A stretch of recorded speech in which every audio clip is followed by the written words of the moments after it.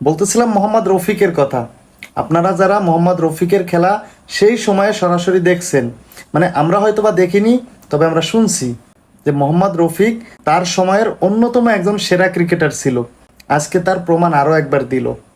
দেখেন, বয়স হয়েছে কিন্তু তার বোলিং এবং ব্যাটিংয়ের ধার কমেনি। বিশ্বাস করেন, আজকে স্বাধীনতা দিবস উপলক্ষে যে ম্যাচটা আয়োজন করা হয়েছে, এই ম্যাচটা আমি পুরোটাই দেখছি।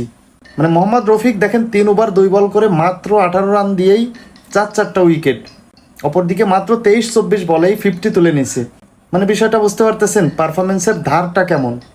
দেখেন, যদিও সেই সময় এত একটা টি-20 ম্যাচ ছিল না, যদি থাকতো তাহলে আজকে ইতিহাসের পাতায় লেখা থাকতো মোহাম্মদ রফিক আসলে কোন লেভেলের ক্রিকেটার ছিল।